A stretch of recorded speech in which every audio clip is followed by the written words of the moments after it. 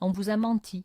On vous a fait croire que la puissance s'exprime par le bruit, l'agitation, la démonstration de force, que pour être entendu, il faut crier plus fort que les autres. C'est le plus grand malentendu de notre époque. Pourtant, observez attentivement. Les hommes qui changent le monde, ceux qui dirigent en coulisses, ceux dont la présence impose le respect, sans un mot, ne sont pas les plus bruyants. Ce sont les plus calmes. Leur silence n'est pas un vide, mais une force contenue, une énergie maîtrisée qui déconcerte et domine. Dans cette vidéo, nous allons déconstruire ce mythe. Vous allez découvrir pourquoi le calme n'est pas de la passivité, mais la forme la plus élevée du contrôle et de la puissance. Ce n'est pas une connaissance intuitive, c'est un code que seuls quelques-uns choisissent de déchiffrer. Et aujourd'hui, vous allez en recevoir les clés. Dès maintenant, écrivez dans les commentaires quelle est la plus grande source de bruit inutile dans votre vie. Le monde moderne est une attaque constante contre votre concentration et votre sérénité. Notifications, flux d'informations ininterrompus, pression sociale pour réagir instantanément à tout. Cet environnement est conçu pour vous maintenir dans un état de réactivité perpétuelle, et un homme réactif est un homme faible. Il ne contrôle pas ses impulsions, il est contrôlé par elles. Ses décisions sont dictées par l'émotion du moment, pas par une stratégie à long terme. Il gaspille son énergie mentale et émotionnelle sur des futilités, le laissant épuisé face aux vrais défis. C'est le problème fondamental que la plupart des hommes ignorent. Ils luttent contre les symptômes, le stress, l'anxiété, le sentiment d'être dépassé, sans jamais s'attaquer à la cause, leur incapacité à cultiver le calme intérieur. Le stoïcisme moderne n'est pas une retraite du monde. C'est un système d'exploitation mentale pour l'homme du XXIe siècle, un ensemble d'outils pour construire une forteresse intérieure au milieu du chaos. C'est de cette forteresse que naît le pouvoir silencieux. Le premier pilier du pouvoir silencieux est la perception. L'homme calme est un mystère. Dans une réunion où tout le monde s'agite, parle fort, coupe la parole, celui qui reste silencieux et observateur capte l'attention. Son silence crée un vide que les autres se sentent obligés de combler, souvent en révélant leurs intentions, leurs faiblesses, leurs angoisses. Il ne participe pas au bruit, il l'analyse. Son calme est interprété non pas comme de l'indifférence, mais comme de la confiance. Il n'a pas besoin de prouver sa valeur par des mots, sa posture le fait pour lui. Les autres pensent, il sait quelque chose que nous ignorons. Ce simple fait lui donne un avantage stratégique avant même qu'il ait prononcé une seule phrase. Le calme est donc une arme psychologique passive, une démonstration de force qui ne coûte aucune énergie. C'est la première chose que les hommes puissants comprennent. Le véritable pouvoir n'a pas besoin de se faire remarquer, il est simplement remarqué. Le calme préserve votre ressource la plus précieuse, l'énergie mentale. Chaque réaction émotionnelle, la colère face à une critique, la frustration face à un obstacle, l'euphorie face à un succès, est une dépense énergétique.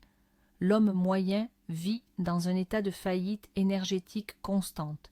Il se lève le matin avec une réserve limitée et la dilapide en réagissant à des dizaines de micro-stimuli sans importance, un commentaire en ligne, un conducteur imprudent, une nouvelle anxiogène. L'homme calme, lui, est un gestionnaire d'énergie d'élite. Il a compris que son énergie mentale est finie et doit être allouée à ce qui compte vraiment, la résolution de problèmes, la stratégie, la création. Son calme est un filtre. Il évalue chaque stimulus et choisit consciemment de ne pas dépenser d'énergie sur ce qui est hors de son contrôle. Il ne s'agit pas de réprimer ses émotions, mais de refuser de leur donner le pouvoir de dicter ses actions et de drainer ses réserves. C'est la discipline du silence intérieur. La clarté de décision est un autre avantage majeur. Le bruit extérieur et l'agitation intérieure créent un brouillard mental. Prendre une décision importante dans un état de colère, de peur ou d'excitation est comme naviguer dans une tempête sans boussole. Les émotions fortes simplifient la réalité de manière dangereuse. Elles vous poussent vers des choix binaires, impulsifs et souvent regrettables. Le calme, au contraire, est le ciel clair qui permet de voir l'horizon. En maintenant une distance émotionnelle avec la situation, l'homme calme peut analyser toutes les variables de manière objective. Il voit les nuances que les autres, aveuglés par leurs émotions, ignorent. Il peut peser le pour et le contre avec une rationalité froide. C'est pourquoi, en temps de crise, tous les regards se tournent vers la personne la plus calme de la pièce. Non pas parce qu'elle est insensible, mais parce que son calme est la garantie d'une décision lucide et réfléchie. Elle n'est pas prisonnière du moment présent, elle opère depuis un point de vue plus élevé. Considérez le calme comme une armure invisible. Chaque jour, vous faites face à des attaques, critiques, provocations, échecs, opinions non sollicitées. Pour l'homme réactif, chaque attaque le touche directement. Une critique blesse son ego, une provocation déclenche sa colère, un échec confirme ses doutes. Il est à nu sur le champ de bataille de la vie. L'homme stoïque, grâce à son calme, a forgé une armure. Cette armure est ce que les anciens appelaient la citadelle intérieure. Les attaques arrivent, mais elles ricochent sur cette protection. Il les observe, les analyse froidement, mais ne les laisse pas pénétrer son esprit. Ce n'est pas qu'il ne ressent rien, c'est qu'il a appris à dissocier l'événement extérieur de sa réponse intérieure. La critique n'est qu'une information, pas une condamnation.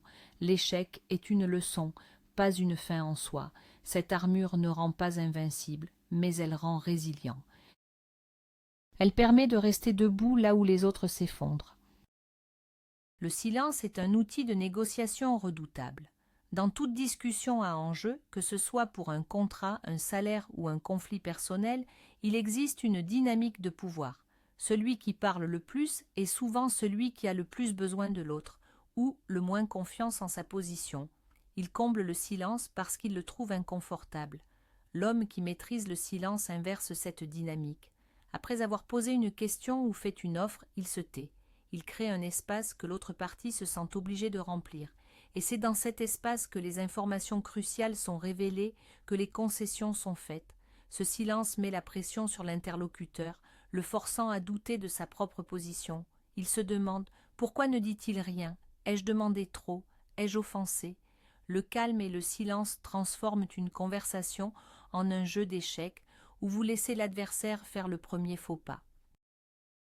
C'est une affirmation de contrôle et de patience. Il est crucial de faire la distinction entre être calme et être passif. La société confond souvent les deux. La passivité, c'est subir. C'est l'inaction par peur, par paresse ou par indifférence. C'est une faiblesse. Le calme stoïque, au contraire, est une action. C'est le résultat d'une discipline intense et d'un choix conscient. C'est le choix de ne pas réagir de manière impulsive pour pouvoir agir de manière délibérée. L'homme passif est emporté par le courant. L'homme calme observe le courant, choisit son itinéraire et utilise sa force pour naviguer avec précision. Quand il agit, son action est réfléchie, efficace et impactante, car elle n'est pas diluée par l'énergie du chaos émotionnel. Ne confondez jamais le lion qui se repose avant la chasse avec la proie paralysée par la peur. L'un est le calme de la puissance contenue, l'autre est le silence de l'impuissance. Le calme augmente votre valeur sociale et votre attractivité. Les gens sont instinctivement attirés par la stabilité, surtout dans un monde incertain. Une personne constamment agitée, anxieuse ou en colère est perçue comme un fardeau émotionnel. Elle draine l'énergie de son entourage. À l'inverse, un homme calme est un roc, un port dans la tempête. Sa présence est rassurante. Il devient le centre de gravité de son groupe social. Les gens viennent à lui pour des conseils, non pas parce qu'il a toutes les réponses, mais parce qu'ils savent que sa réponse sera mesurée et rationnelle. Dans les relations amoureuses, ce trait est particulièrement puissant. Le calme projette la sécurité et la fiabilité, des qualités fondamentales recherchées. Il montre que vous êtes capable de gérer non seulement vos propres émotions, mais aussi les crises qui pourraient survenir. Vous n'êtes pas un enfant dans un corps d'adulte, mais un leader émotionnel. Le pouvoir du calme réside dans l'espace qu'il crée entre le stimulus et la réponse. Pour la plupart des gens, cet espace n'existe pas. Stimulus et réponse sont fusionnés. Quelqu'un vous insulte. Stimulus, vous l'insultez en retour. Réponse, c'est un réflexe, un automatisme. Viktor Frankl, survivant des camps de concentration, a écrit « Entre le stimulus et la réponse, il y a un espace. Dans cet espace se trouve notre pouvoir de choisir notre réponse. Dans notre réponse réside notre croissance et notre liberté. Le calme est l'outil qui vous permet d'élargir cet espace. Face à l'insulte, l'homme calme ne réagit pas. Il prend une seconde. Dans cette seconde, il a le choix. Il peut ignorer. Il peut répondre avec humour. Il peut analyser l'intention derrière l'insulte. Il peut choisir l'action la plus stratégique plutôt que la réaction la plus instinctive. Maîtriser cet espace, c'est passer du statut de marionnette de vos émotions à celui de maître de votre destin. Physiologiquement, le calme est un état de performance optimale.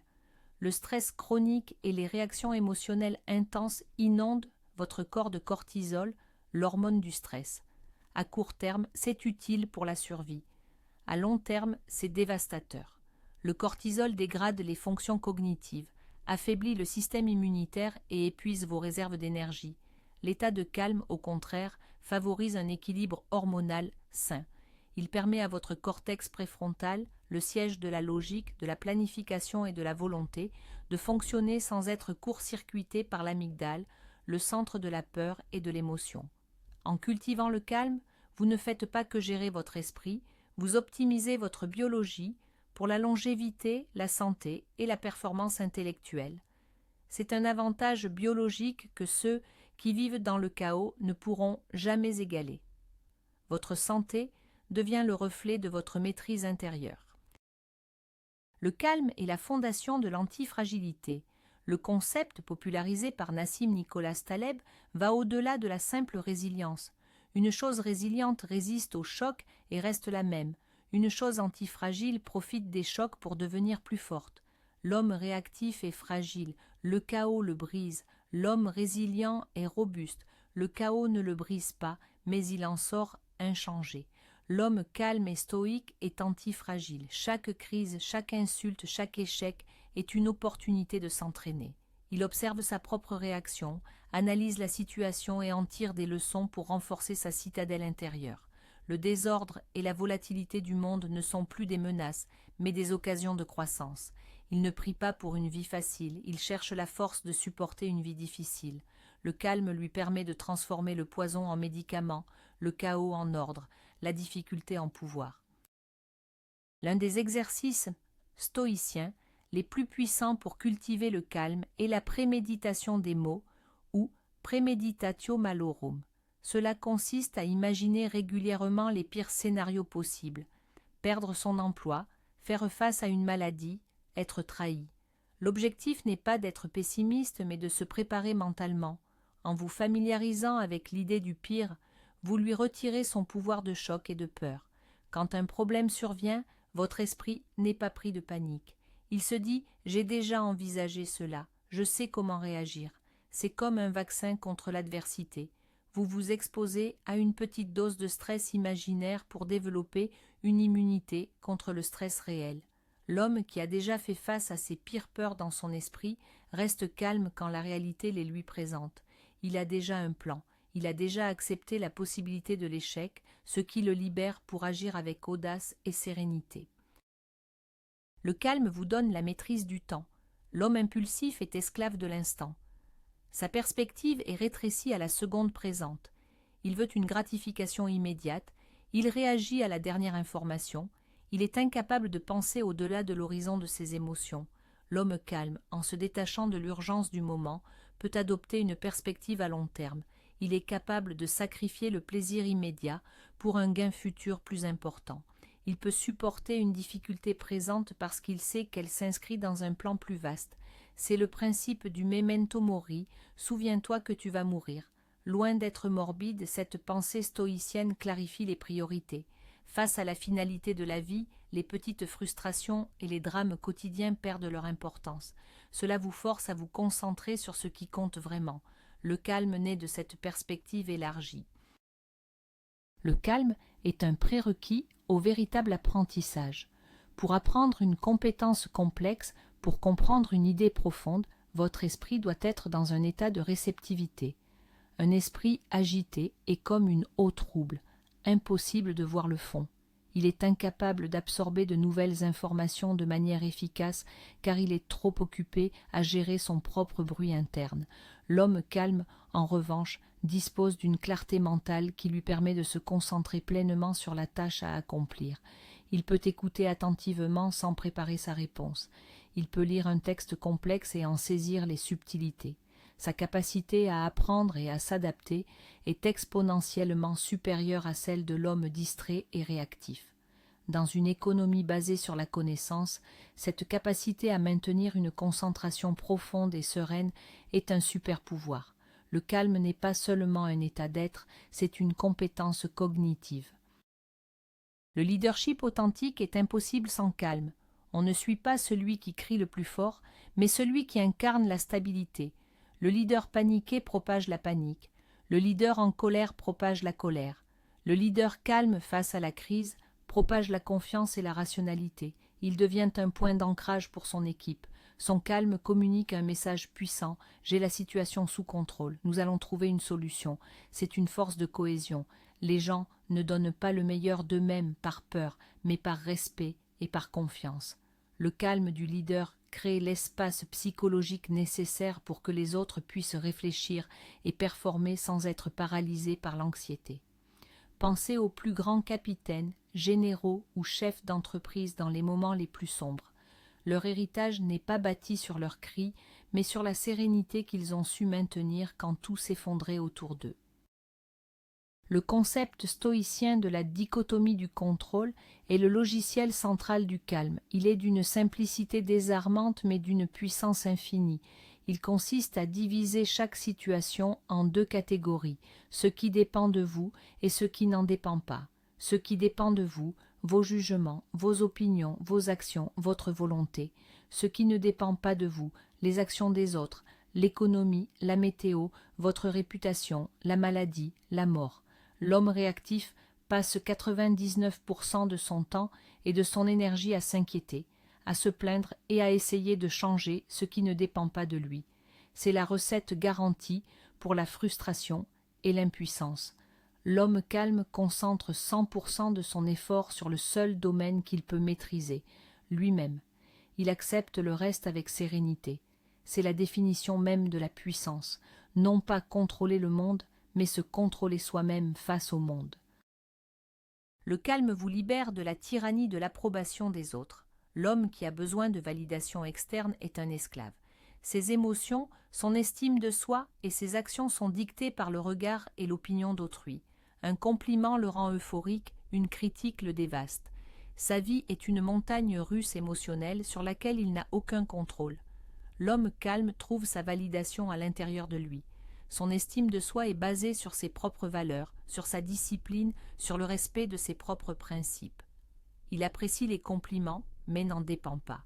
Il écoute les critiques, en extrait ce qui est utile et rejette le reste sans que cela n'affecte son identité. Il est son propre juge. Cette indépendance émotionnelle est une source de force immense.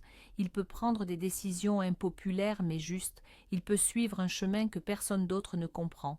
Il est libre. Comment cultiver ce calme de manière pratique? Cela ne vient pas naturellement, c'est un entraînement. Commencez par la pratique de la pause consciente. Chaque fois que vous sentez une émotion forte monter, entraînez-vous à ne rien faire pendant 3 secondes. Respirez profondément. Cet intervalle minuscule est le début de la maîtrise. Deuxièmement, tenez un journal. Chaque soir, écrivez les événements de la journée et analysez vos réactions. Étaient-elles rationnelles? Auriez-vous pu réagir différemment? C'est un débriefing mental qui muscle votre conscience de vous-même. Troisièmement, pratiquez l'inconfort volontaire. Prenez des douches froides, jeûnez occasionnellement, faites un sport difficile. En vous habituant à l'inconfort physique, vous renforcez votre capacité à tolérer l'inconfort émotionnel. Ce sont des actions simples, mais leur pratique constante forge le caractère et la sérénité. Le calme transforme votre rapport à l'échec. Pour la plupart des gens, l'échec est une expérience dévastatrice pour l'ego. C'est une preuve de leur incompétence, une source de honte. Cette peur de l'échec les paralyse et les empêche de prendre des risques. Pour l'homme stoïque, l'échec est simplement une donnée, c'est un retour d'information du réel. C'est le monde qui vous dit « cette approche ne fonctionne pas, essaye autre chose ». Grâce à son calme, il peut dissocier son identité du résultat. L'échec de son projet n'est pas son échec en tant qu'homme. Cette distance émotionnelle lui permet d'analyser l'échec objectivement, d'en tirer les leçons et de recommencer avec une meilleure stratégie. Le calme ne prévient pas l'échec, mais il garantit que vous ne serez jamais vaincu par lui. Chaque chute devient une occasion de se relever plus fort et plus sage. La forme la plus élevée du calme stoïque est amor fati, l'amour du destin. C'est le passage de la simple acceptation de ce que vous ne pouvez pas contrôler à un amour actif pour tout ce qui arrive. C'est l'idée que chaque événement, qu'il soit perçu comme bon ou mauvais, est une partie nécessaire et parfaite de votre parcours. La maladie vous apprend la résilience, la trahison vous apprend la prudence, la perte vous apprend à chérir ce que vous avez. L'homme qui atteint ce niveau ne se contente pas de supporter les difficultés, il les accueille comme des maîtres déguisés. Il ne souhaite pas que les choses soient différentes de ce qu'elles sont. C'est la libération ultime de la frustration et du regret. C'est un état de paix et de puissance si profond que le chaos du monde extérieur ne peut plus l'atteindre. Il ne fait plus qu'un avec le flux de la vie, non pas en se laissant porter, mais en dansant avec lui. Finalement, le pouvoir silencieux est un pouvoir d'influence. L'homme bruyant cherche à forcer, à contraindre. Son influence est éphémère et basée sur la peur. Dès qu'il tourne le dos, son pouvoir disparaît. L'homme calme, lui, inspire. Son influence est durable et basée sur le respect. Les gens ne le suivent pas parce qu'ils y sont obligés, mais parce qu'ils le veulent. Ils voient en lui un modèle de force, de maîtrise et de sagesse. Il ne donne pas des ordres, il incarne des principes. Il ne dit pas aux autres comment être, il est. Ce type de pouvoir est subtil, mais il est le plus profond. C'est le pouvoir de changer les gens de l'intérieur, simplement par la force de son propre caractère. C'est le but ultime de cette pratique, devenir non seulement le maître de soi-même, mais aussi une force positive et stabilisatrice pour ceux qui vous entourent. C'est cela, le véritable héritage d'un homme puissant. Le pouvoir véritable ne crie pas, il n'a pas besoin de le faire. Il observe, il analyse et il agit avec une précision chirurgicale. Ce n'est pas une force explosive qui détruit tout sur son passage, mais une force gravitationnelle qui plie la réalité autour d'elle, lentement mais sûrement. Le calme n'est pas une absence d'émotion, c'est la maîtrise de l'émotion. Le principal enseignement à retenir est celui-ci. Votre plus grande force ne se trouve pas dans votre capacité à réagir au monde, mais dans votre capacité à forcer le monde à réagir à votre calme. C'est là que réside le véritable contrôle. C'est le passage de la victime des circonstances à l'architecte de votre réalité intérieure. Vous avez maintenant les clés. Vous faites partie de ceux qui comprennent ce code. Le chemin est difficile, il demande une pratique quotidienne, mais chaque pas sur cette voie renforce votre citadelle intérieure. Merci d'avoir investi votre temps dans cette réflexion. Si ce message résonne en vous, abonnez-vous pour rejoindre ce cercle et ne rien manquer des stratégies à venir. La question finale est pour vous. Quelle est la première action que vous allez mettre en place dès demain pour cultiver votre forteresse intérieure ?